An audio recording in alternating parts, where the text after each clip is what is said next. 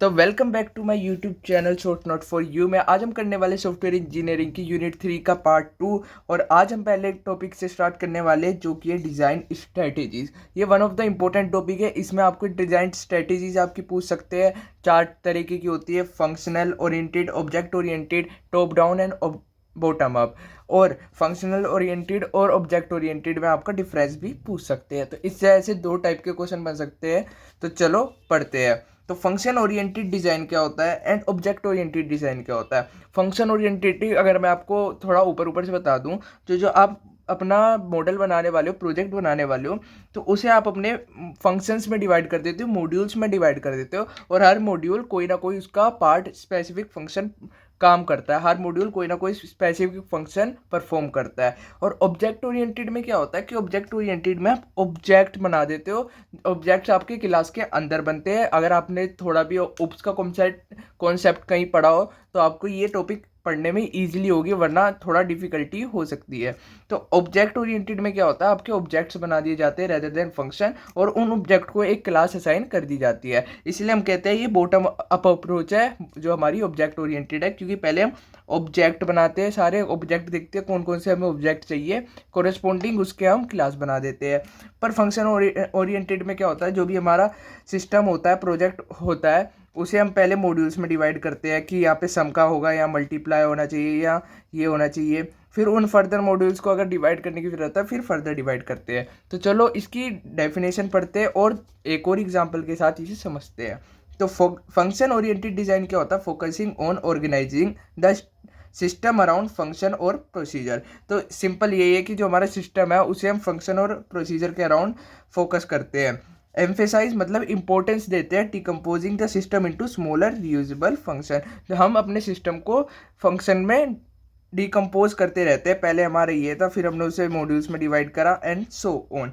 तो ये हमारी एक तरीके से टॉप अप अप्रोच भी हो गई। मैं कुछ ऐसे पॉइंट्स बोलूँगा जो लिखे नहीं है, पर अगर आपको इनमें डिफरेंस आ गया तो आप उन पॉइंट्स को ईजिली लिख सकते हो एग्जाम में। बात करें एक एग्जाम्पल की, in a function oriented design for a calculator app there may be separate function for addition, subtraction, multiplication and division. एक कैलकुलेटर ऐप में आप अलग अलग मॉड्यूल्स बनाओगे, पहले addition, subtraction, multiplication and division के, और बाद में उन्हें कंबाइन कर दोगे। Each function perform specific operation. हर फंक्शन अपना अपना स्पेसिफिक ऑपरेशन परफॉर्म करता है and can be reuse in different part of the application. ये जो आपका फंक्शन है आप किसी और एप्लीकेशन में भी अगर यूज़ करना चाहो, अगर आप कहीं यूज़ करना चाहो कि कहीं और आपको मल्टीप्लिकेशन का लॉजिक चाहिए या डिवीजन का, वो आप ये लॉजिक सिंपली उठा के वहाँ पेस्ट कर सकते हो, वहाँ पे आप रीयूज़ कर सकते हो। फंक्शनल का ये एक वन ऑफ द इम्पोर्टेंस है फंक्शनल ओरिएंटेड डिज़ाइन की। बात करें एक और मैं आपको डिफरेंस बता दूं, फंक्शनल में आपका कोई डेटा हाइडिंग वगैरह नहीं होती है, ये ज़्यादा सिक्योर नहीं होता। वाइल ऑब्जेक्ट ओरिएंटेड में आपकी प्राइवेट पब्लिक आपने सुना होगा कि आप प्राइवेट से अपनी डेटा हाइडिंग कर सकते हो, और इसमें ये इसलिए ऑब्जेक्ट ओरिएंटेड जो है हमारा ज़्यादा सिक्योर होता है। अब बात करें मैं फंक्शन ओरिएंटेड का, आपको एक और एग्जांपल देता हूँ अगर आपको अभी भी समझ नहीं आया। अगर आप वेबसाइट बना रहे हो तो वेबसाइट में आप पहले डिफाइन करते हो कि आपका होम पेज होने वाला है, अबाउट अस होने वाला है, कॉन्टैक्ट होने वाला है। फिर उसके बाद आप अलग अलग डिफाइन करते हो कि होम पेज आपका हेडर में आएगा, आपका अबाउट अस आएगा फुटर में, कॉन्टैक्ट अस आएगा आपका फुटर में, या कोई बीच में कंटेंट है वो आएगा आपका सेक्शन में। तो ये हो, और फिर अगर आपको फर्दर उनमें कुछ ऐड करना है, जैसे आपने सेक्शन में ऐड करा कोई सम का लॉजिक, तो सम को आप फर्दर डिवाइड करोगे। एक जगह आपने एक सेक्शन में सम का लॉजिक डाला है, एक जगह आपने मल्टीप्लिकेशन का लॉजिक डाला, तो और एक जगह आपने एक सेक्शन में आपने रजिस्ट्रेशन डाला, फिर उस रजिस्ट्रेशन को फर्दर डिवाइड करा। तो ये आती है आपकी फंक्शन ओरिएंटेड डिज़ाइन में। तो बात करें हमारी ऑब्जेक्ट ओरिएंटेड डिज़ाइन क्या होती है। ऑब्जेक्ट ओरिएंटेड डिज़ाइन में सिंपली आपका क्या होता है, organise the system around object. और ऑब्जेक्ट के अराउंड आप अपने सिस्टम को ऑर्गेनाइज करते हैं। Which are instance of the classes. एक क्लास में हम कितने भी ऑब्जेक्ट बना सकते हैं, और ऑब्जेक्ट को हम कहते हैं क्लासेस का instance, representing real world entities. कोई भी एक रियल वर्ल्ड एंटिटीज़ को जो हमारा ऑब्जेक्ट है वो रिप्रेजेंट कर सकता है, जैसे कि कोई कार हो गया, डॉग हो गया, कुछ भी हो गया, वो हमारी रियल वर्ल्ड एंटिटीज़ को रिप्रेजेंट करता है। अब बात करें सेकंड पॉइंट की, encapsulate data and behaviour into object. तो ये क्या है, हमारा डाटा तो सिंपली कोई भी डाटा हो गया, और बिहेवियर क्या हो गया, बिहेवियर जैसे कि अगर मैं आपको एग्जांपल दूं, एक आपने क्लास बनाई डॉग, और क्लास में डॉग में आपने डॉग का नेम और डॉग का बिहेवियर लिख दिया, या फंक्शन बना दिया आपने बिहेवियर फंक्शन, कोई भी फंक्शन बना सकते हो। बार्क डॉग का, फिर इससे क्या पता चलता है, इससे ये पता चलता है कि वो जो बिहेवियर है डॉग का वो बार्क है, कि डॉग बार्क करता है। तो ये एक तरीके से आप फंक्शन को बिहेवियर कह सकते हो।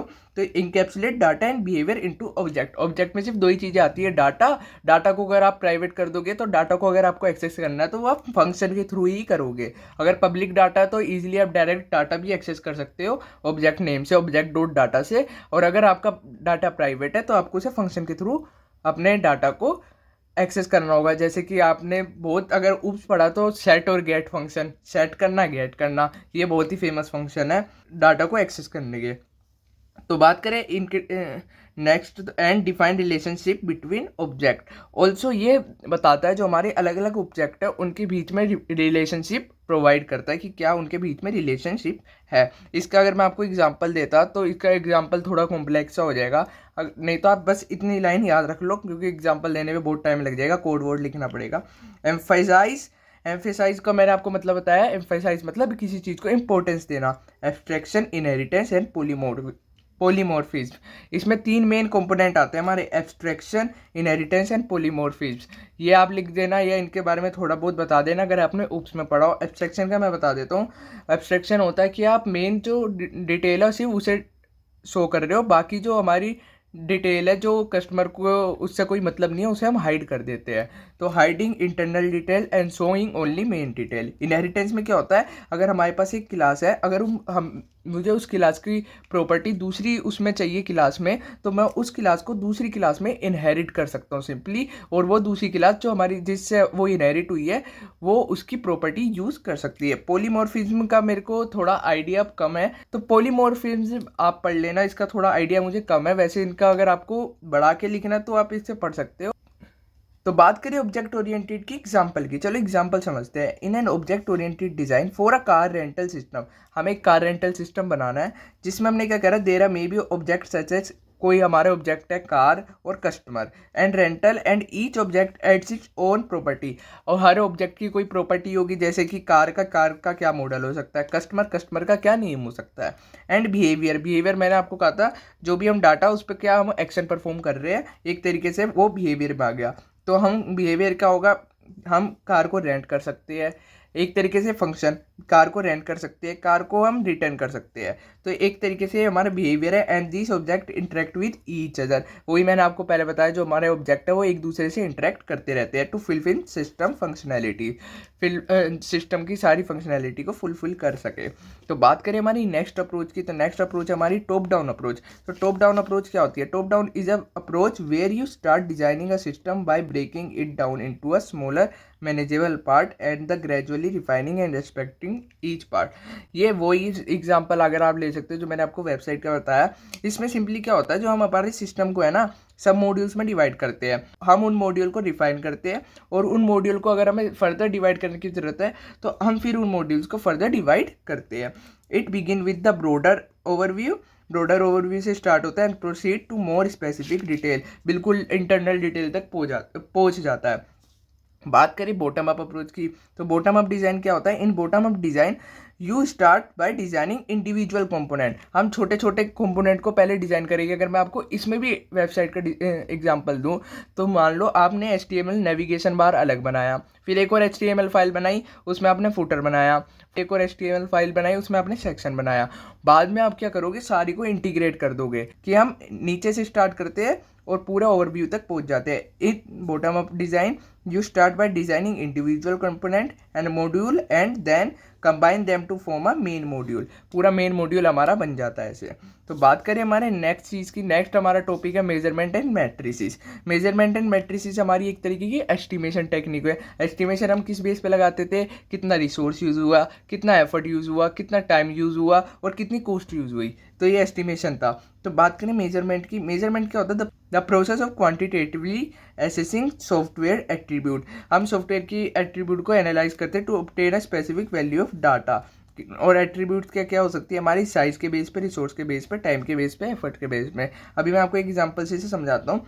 मैट्रिक्स क्या होती है हमारी स्टैंडर्डाइज इंडिकेटर और measurements derived from software measurement, यहाँ से डिराइव होती है, that help to evaluate and compare software attributes. अब मेजरमेंट में तो हम नॉन वैल्यूज अपनी कैलकुलेट कर सकते हैं, जैसे कि हमें पता है कि हमारे सॉफ्टवेयर में कितनी लाइन्स ऑफ कोड है, तो उस बेस पे हम सॉफ्टवेयर की अपनी लाइन ऑफ कोड हम कैलकुलेट कर सकते हैं। वाइल मैट्रिसेस क्या करेगी, उस लाइन ऑफ कोड के बेस पे ये कुछ चीज़ें कैलकुलेट करेगी, जैसे कि इसने कैलकुलेट करा कि हमारे सिस्टम की उस लाइन ऑफ कोड में क्या कॉम्प्लेक्सिटी हो सकती है, क्या हमारे सिस्टम का साइज हो सकता है। तो ये काम है हमारा मैट्रिसेस का। तो from measurement we calculate number of line and according to this metric find code size. तो ये है इन दोनों में डिफरेंस, सिंपल। अब बात करें हमारे नेक्स्ट टॉपिक की, तो नेक्स्ट टॉपिक है हमारा वेरियस साइज ओरिएंटेड मेजर। तो ये हम कुछ न्यूमेरिकल की ओर आने वाले हैं। ये न्यूमेरिकल्स हमारे इंपॉर्टेंट है, तो चलो समझते हैं न्यूमेरिकल्स, और ईजिली वे में आपको मैं बिल्कुल समझाने वाला हूँ। तो बात करें, पहला है हेलेस्टेट सॉफ्टवेयर साइंस। तो ये क्या कहता था, साइज ओरिएंटेड मेजर है, ये साइज मेजर करता है that analyse software quality based on the number of unique operator and operates. तो ये एक तरह से जो हमारे सॉफ्टवेयर की क्वालिटी है, साइज और कॉम्प्लेक्सिटी हमारे सॉफ्टवेयर की यूनिक ऑपरेंड्स और ऑपरेटर्स जो है उस सॉफ्टवेयर में, उनके बेस में निकालता है। तो चलो देखते हैं क्या क्या निकाल सकता है ये। तो पहले हम देखने वाले हैं जो स्मॉल n1 है और स्मॉल n2, ये हमारे डिस्टिंक्ट ऑपरेटर। चलो आपको ये बताता हूँ, अगर a प्लस बी ये इक्वेशन है, तो इसमें ये जो है आपका प्लस ये ऑपरेटर है एंड a और b ऑपरेंड है ना। तो अगर n1 है, n1 हमारे डिस्टिंक्ट ऑपरेटर, कितने हैं हमारे यूनिक ऑपरेटर्स है। n2 है हमारे डिस्टिंक्ट ऑपरेंड, कितने हमारे यूनिक ऑपरेंड्स हैं। n1 है हमारा टोटल ऑपरेटर, कितने हमारे नंबर ऑफ ऑपरेटर्स हैं। और n2 है आपका टोटल ऑपरेंड, कितने नंबर ऑफ हमारे ऑपरेंट है। तो ये मैं आपको पहले इनके फॉर्मूले दिखा देता हूँ और फिर आपको एक एग्जांपल से मैं इजीली समझाऊंगा। तो पहले आता है हमारा प्रोग्राम वोकेबुलरी। प्रोग्राम वोकेबुलरी आप स्मॉल एन से डिनोट करते हो। क्या होता है ये बताता है आपका कि indicate verity of element use, कितने अलग अलग वेरिटी के आपके एलिमेंट यूज हुए हैं। तो इससे आप सिंपली फॉर्मूला भी बना सकते हो। अलग अलग वेरिटी चाहिए तो आप डिस्टिंक्ट एलिमेंट देखोगे, तो डिस्टिंक्ट ऑपरेटर देखे आपने, डिस्टिंक्ट ऑपरेंड देखे और उनका सम अप कर दिया, तो ये वेरिटी ऑफ एलिमेंट आ गया, टोटल नंबर। प्रोग्राम लेंथ क्या से होती है, प्रोग्राम लेंथ जो होती है total count of all operate and operand. तो हमें लेंथ निकालनी है, तो हम टोटल ऑपरेटर कितने थे और टोटल ऑपरेंट कितने थे सबका काउंट हम कर लेते हैं और वही आती है हमारी टोटल लेंथ। तो n equal to n1 plus n2, ये ध्यान रखना है, इसे कैपिटल N से डिनोट करते हैं एंड इसे स्मॉल n से डिनोट करते हैं। हमारे आपके पेपर में क्या आ सकता है, आपके एग्जाम में आ जाएगा कि अगर आपको कोई एक इक्वेशन दी होगी या आपको एक कोई प्रोग्राम दिया होगा, उसके बेस पे आपको ऑपरेटर और ऑपरेंट्स निकालने हैं। ऑपरेटर और ऑपरेंट्स के बाद आपको निकालने के बाद ये सब आपको फॉर्मूले कैलकुलेट करने के लिए दे दिए जाएंगे। तो बात करें नेक्स्ट हमारा प्रोग्राम वॉल्यूम। प्रोग्राम वॉल्यूम को हम v से डिनोट करते हैं। ये क्या करता है, represent size and complexity of the program. ये बता दें कि हमारे प्रोग्राम का साइज क्या और एज वेल उसकी कॉम्प्लेक्सिटी कितनी है। Calculate using program vocabulary and length, इन दोनों के यूज़ करके इसका प्रोग्राम बना है। तो जो हमारी प्रोग्राम लेंथ है वो तो है हमारी n, इनटू कॉम्प्लेक्सिटी है हमारी, एक तरीके से सारी मिला के देखेगा। अगर आपको इसका फॉर्मूला याद रखने का थोड़ा ट्रिक्स ही है। कॉम्प्लेक्सिटी क्या है कि आपका टोटल नंबर ऑफ कितनी चीज़ें लग रही है, तो n लग रही है इनटू एन ये डिस्टिंक्ट लग रहे हैं, पूरे पूरे नहीं लग रहे, तो इन्हें आप log बेस 2 n ले सकते हो। और याद रखना है ये log बेस 2 है, पेपर में log बेस 2 आपको निकालना आना चाहिए, log बेस 10 निकलता है कैलकुलेटर से। तो log बेस 2 आपको अगर इजीली निकालना, अगर 2 की पावर में तो आप इजीली निकाल सकते हो। अगर यहाँ 8 है तो आप इसे सिंपली लिख सकते हो 2 की पावर 3, तो ये आ जाएगा आपका 3 आंसर। जो भी अगर 2 की पावर में 2 की पावर 2 में है 4 है तो आंसर आ जाएगा 2। तो अगर log बेस 2 अगर आपके 2 की पावर में तो आप इजीली 2 की निकाल सकते हो, वरना आपको कैलकुलेटर की ज़रूरत पड़ सकती है। बात करें आपकी प्रोग्राम डिफ़िकल्टी। अब प्रोग्राम डिफ़िकल्टी क्या होती है, मेजर प्रोग्राम कॉम्प्लेक्सिटी। ये भी आपकी देखती है कि कॉम्प्लेक्सिटी कितनी है प्रोग्राम, और देखती है कि कितना एफर्ट लगा है उस प्रोग्राम को हमें अंडरस्टैंड करने में। तो चलो इसका फॉर्मूला समझते हैं। फॉर्मूले ये सब आपके फॉर्मूले पहले से डिराइव है, तो आप इन फॉर्मूलों को ये तो आपने दोनों समझ लिए है, तो आप आराम से समझ के कर सकते हो, पर ये कुछ फॉर्मूले आपको याद करने पड़ेंगे।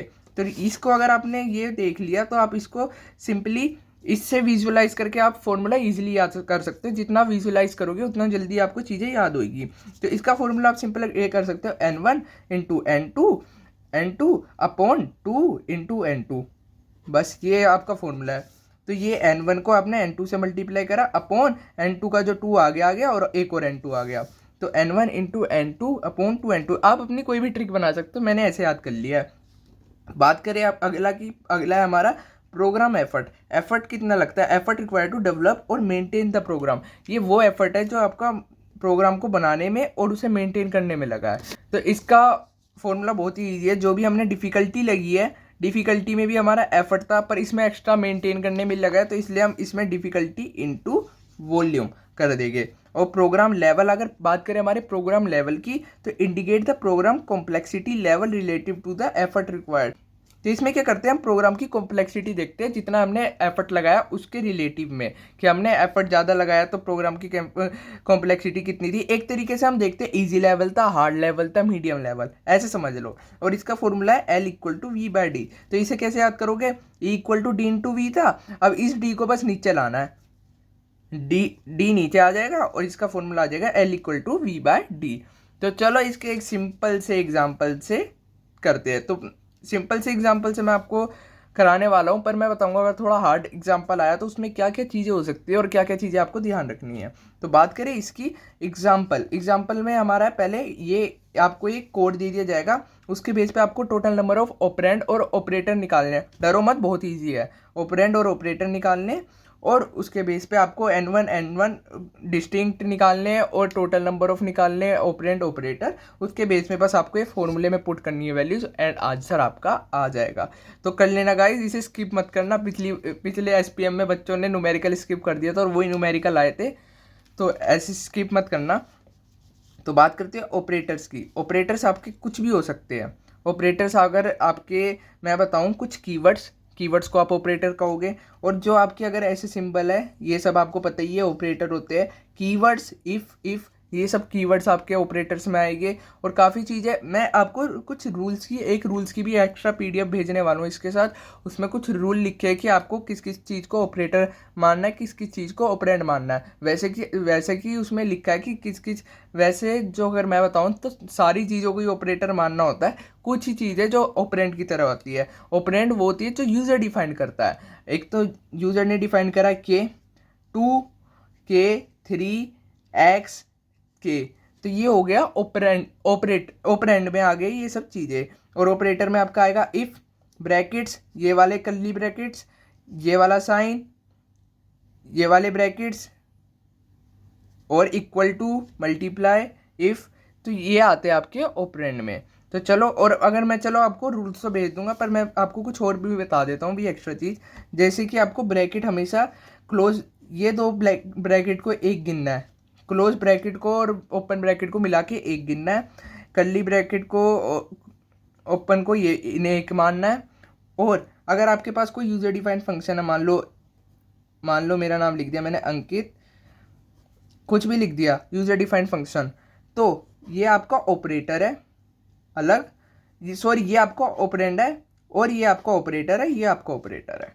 तो सॉरी, ये तो एक ही गिने जाएंगे और ऐसे, और जो इसके अंदर आप वैल्यू असाइन करोगे वो भी आपकी ऑपरेटर आएगी, ऑपरेंड आएगी, क्योंकि आप यूज़र डिफाइन कर रहे हो। तो इसके रूल्स मैं भेज दूंगा, पक्का पढ़ लेना आप उसके कुछ, क्योंकि इजी वाले में तो आपको ज़्यादा पता नहीं चलेगी कि क्या क्या चीज़ें हैं। तो उसमें एक बार आप पढ़ लोगे, बहुत ईजिली समझ आ जाएगा क्या क्या रूल्स है। मैं सारे तो यहाँ डिस्कस नहीं कर सकता, पर बहुत ईजी रूल है। जैसे फंक्शन में रिटर्न आ रहा है तो रिटर्न को भी आप ऑपरेटर की तरह लोगे। अगर आपकी कोई भी कीवर्ड्स आ रहे हैं, कीवर्ड्स जो पहले से डिफाइंड होते हैं, उन्हें आपको ऑपरेटर की तरह लेना है। तो हमें बस अब टेबल बनानी है ऑपरेटर और ऑपरेटर की अकरेंस, ऑपरेंड और ऑपरेंड की अकरेंस। तो चलो ऑपरेटर देखते हैं। हम पहली लाइन से स्टार्ट करेंगे। पहला आया हमारा इफ़। तो चलो इफ़ की देखते हैं टोटल कितनी अकरेंस है। एक ही फियरा, तो टोटल अकरेंसेस की 2। तो बात करें, बाद में आता है हमारा ब्रैकेट। तो ब्रैकेट की कितनी अकरेंस है, ये एक ब्रैकेट है, ये एक ब्रैकेट है, तो इसकी अकरेंस है हमारी 2। बात करें हमारे ग्रेटर सिंबल की, तो इसकी अकरेंस कितनी है, इसकी अकरेंस 1 है, क्योंकि इधर वाला है, ये इधर वाला है, तो ये भी ध्यान रखना। तो इसकी हमारी है 1। और फिर बात करें हमारा करली ब्रैकेट की, तो यहाँ मैंने गड़बड़ कर दी, मतलब गड़बड़ तो नहीं करी, मेरा ध्यान भूल गया था, फिर मैंने यहाँ लास्ट में लिखा है लाइन वाइज चलना आपको। तो यहाँ पे आपके करली ब्रैकेट की भी एक है, दोनों करली ब्रैकेट मिलके एक बनाते हैं, तो आप करली ब्रैकेट एक लिख दोगे। फिर बात करें इफ़ की, इफ़ आप पहले कंसीडर कर चुके हो तो अब आपको नहीं लेना। फिर आपके ब्रैकेट को कंसीडर कर चुके हो, अब नहीं लेना।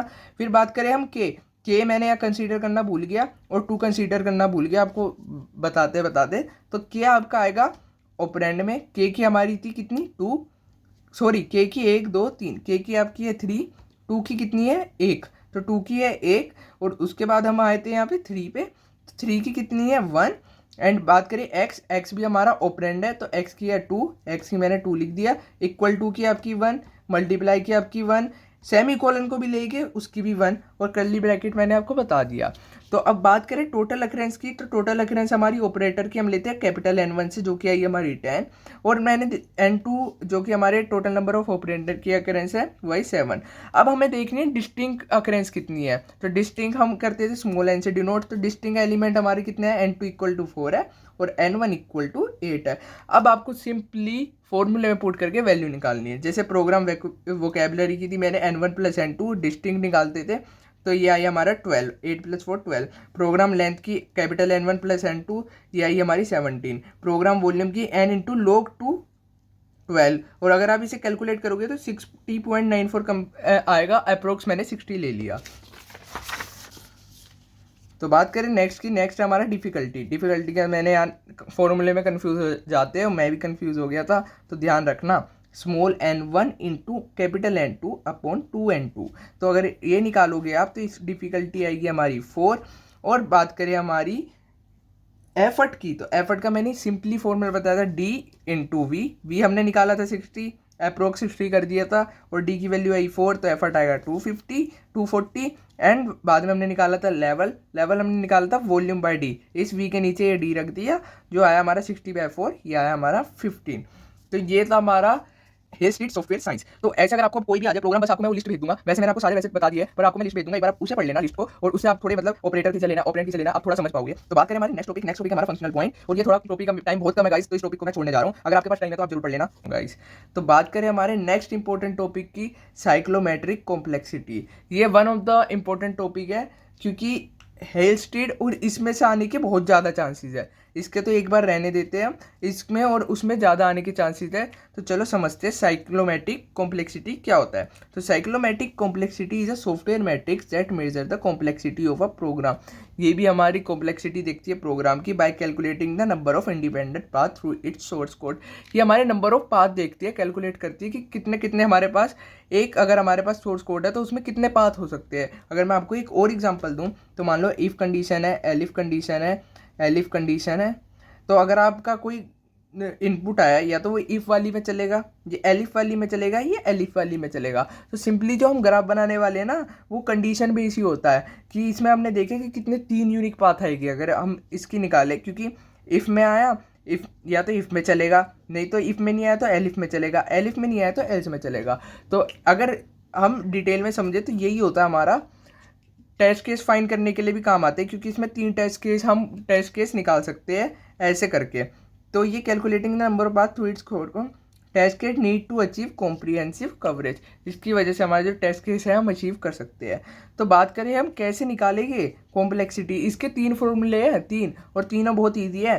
पहले तो हम edges minus node, edges minus vertex plus 2 कर दे। एक तो ये फॉर्मूला है, एजिस कितनी है हमारी, टोटल एजिस होती है ये एरो, जो एरो से डिनोट हो रही है, और जो हमारे, और ये जो हमारी सर्कल से डिनोट हो रही है वर्टिक्स है। तो एजिस हमारी हमेशा 2 वर्टिक्स को कनेक्ट करती है। तो हम टोटल नंबर ऑफ एजिस निकाल लेंगे, कितनी है, टोटल नंबर ऑफ वर्टिक्स निकाल लेंगे, प्लस 2 कर देंगे। नहीं तो एक और तरीका है रीजन प्लस 1। रीजन प्लस 1 क्या होता है कि हम देखते कितने हमारे क्लोज रीजन आ रहे हैं। जैसे इसमें अगर हम देखें तो एक रीजन क्लोज ये आ रहा है, एक रीजन क्लोज ये आ रहा है, एक रीजन क्लोज ये आ रहा है। तो ये 3, ये कटा हुआ है, इसे रीजन को नहीं लेंगे क्योंकि खुला हुआ है। तो 3 रीजन आ रहे हैं, तो 3 + 1 4, तो ये भी ऐसे 4 आया। तो नेक्स्ट करिए, नेक्स्ट जो हमारा फॉर्मूला है वो है predict node plus 1। Predict node वो होती है जिसमें एक से ज़्यादा कंडीशन जा रही होती है। जैसे कि अगर हम देखें सिंपली, अगर मैं आपको हिंदी टर्म में बताऊँ जिसमें एक से ज़्यादा एरो हो, तो प्रिडिक्ट नोड कितनी है हमारे पास, एक तो 2 है कि 2 एरो जा रहे हैं, एक हमारी है 6, एक और 2 एरो जा रहे हैं, और दूसरी ढूंढो, दूसरी हमारी 5, उसमें भी 2 एरो जा रहे हैं। तो 3 प्रीडिक्ट नोड है, 3 + 1 4, तो इसकी आने वाली है हमारी साइक्लिक कॉम्प्लेक्सिटी 4। तो अब ये क्वेश्चन कैसे आएगा, क्वेश्चन आएगा आपको इस टर्म में। ये मैंने थोड़ा कॉम्प्लेक्स प्रोग्राम लिया है, ये समझ गए तो आप इससे इजी आएंगे जहाँ तक है प्रोग्राम। तो इससे इजी ये समझ गए ना, तो कुछ भी बना सकते हो, कैसे भी बना सकते हो।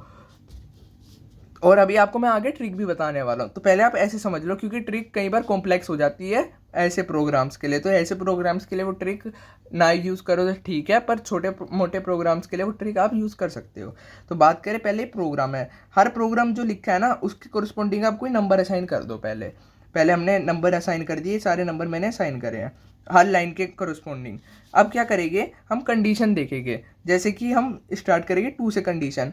अब आप क्या कर सकते हो, 2 पहले 1 पे आओगे, 1 से हम 2 पे आएंगे, तो इन दोनों को आप एक नोड भी कंसीडर कर सकते हो, 1 और 2, क्योंकि हमारे 1 में कोई कंडीशन नहीं है, क्योंकि 1 की वैल्यू यही यूज़ हो रही है, तो इसे आप 1 2 यूज़ कर सकते हो। अगर आप 2 पे आओगे तो 2 पे आके आपकी 2 कंडीशन बन रही है। अगर आई की वैल्यू n से कम है, आई की वैल्यू n से कम है तो आप इस लूप में जाओगे। अगर आई की वैल्यू n से ज़्यादा है तो आप सीधा बाहर आओगे, सीधा बाहर आ जाओगे आप 10 पे, 10 नंबर पे। यहाँ पे लूप आपका ख़त्म हो जाएगा। हमेशा देखना है एक कम पे, क्योंकि अगर ये आया तो ये यहाँ पे आ जाओगे, पर हमेशा आपको एक कम लेके चलना है। इसमें भी एक थोड़ी ट्रिक है, हमेशा आपको एक कम लेके चलना है। अगर हमारा ये लूप टर्मिनेट हुआ, लूप की अगर ये कंडीशन फॉल्स हुई तो आप सीधा 10 यहाँ बाहर आ जाओगे, पर आपको ये 10 वाला लेके चलना है, एक कम लेके चलना है। अभी आप देखना कैसे है। अगर हमारी कंडीशन हमारी फॉल्स हुई तो हम सीधा 10 पे आएंगे, अगर नहीं हुई तो सीधा हम 5 पे जाएंगे।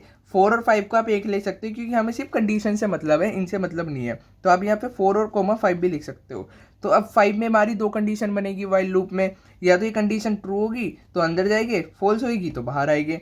फॉल्स हुई तो 5 अगर हमारा फॉल्स हुआ तो हम बाहर कब आएंगे, बाहर आएंगे हम यहाँ पे 10 पे, पर एक कम लेके चलेंगे तो ये आएगा 9 पे। तो फॉल्स हम कंडीशन लेके चले, ये आएगा हमारा 9 पे।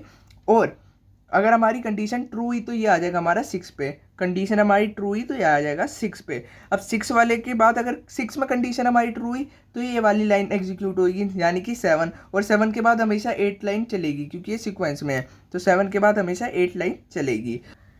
यहाँ पे आने के बाद अगर कंडीशन फॉल्स हुई आप यहाँ आओगे, और एक कम लेना, इसका मतलब यहाँ, इसका मतलब आप वापस लूप में पहुँच जाओगे। तो आपको 8 के बाद सीधा 5 पे जाना, क्योंकि आप वापस लूप में पहुँच जाओगे। और बाकी हमारी अब सारी कंप्लीट हो गए, मुझे लग रहा है सारी मैंने आपको समझा दी है, जहाँ तक कि मुझे लग रहा है। तो सारी मैंने आपको, अब ये आपका बन गया, इसे कहते हैं कंट्रोल फ्लो ग्राफ। ये क्वेश्चन आपको 2 मार्क्स में भी आ सकते हैं, तो इजी कंट्रोल फ्लो ग्राफ दे देगा, उससे आपसे पूछ लेगा साइक्लिक कॉम्प्लेक्सिटी बता दो, या नहीं तो ऐसे आपको प्रोग्राम देगा, उससे आपको ग्राफ खुद बनाना पड़ेगा और साइक्लिक कॉम्प्लेक्सिटी आपको निकालनी पड़ेगी। 1-2 और क्वेश्चन आप ट्राई करोगे, खुद से आप इजीली निकाल सकते हो। वाइल लूप वाले थोड़े कॉम्प्लेक्स हो जाते हैं, इसलिए मैंने कॉम्प्लेक्स एग्जांपल लिया है। क्या अगर आप इजी करो तो आपका थोड़ा कॉन्फिडेंस बढ़े। तो बात करें हमारे इनकी अब ट्रिक की, तो ट्रिक की बात करें तो ट्रिक कुछ ये है। अगर आपका सीक्वेंस है सीधा, तो सीक्वेंस में आप सीधा ऐसे एरो दिखा सकते हो, जैसे कि मैंने दिखाया था यहाँ पे 7 के बाद सीधा 8 पे था, तो सीधा सिंपली आप एरो दिखा सकते हो। अगर आपकी इफ़ एलिफ एल्स वाली कंडीशन है तो आप उसे ऐसे दिखाओगे, अगर ट्रू है तो यहाँ जाएगी, अगर फॉल्स है तो यहाँ जाएगी, और एट दी एंड उन्हें टर्मिनेट होना है तो लास्ट में आएंगे। तो इफ़ एलिफ एल्स वाली कंडीशन तो आप ऐसे बनाओगे। वाइल वाली कंडीशन है, वाइल की अगर आपकी कंडीशन फॉल्स है बाहर जाएगा, नहीं तो अगर सीक्वेंस है आपकी वाइल की कंडीशन ट्रू है तो यहाँ आएगा, फिर वापस लूप में, फिर ट्रू यहाँ आएगा, फिर वापस लूप में। जब आपका ट्रू लूप टर्मिनेट हो जाएगा फिर ये यहाँ से टर्मिनेट हो जाएगा। बाकी स्विच आपकी इफ एल्स की तरह है। स्विच में अगर आपकी केस 1 है तो यहाँ जाके टर्मिनेट, केस 2 है यहाँ जाके, केस 3 है और केस n तक, ये कितने भी केस हो सकते हैं, ये स्विच केस का है। तो गाइज फंक्शन पॉइंट अगर आप पढ़ना चाहो तो पढ़ लेना, अगर आपके पास टाइम हो तो।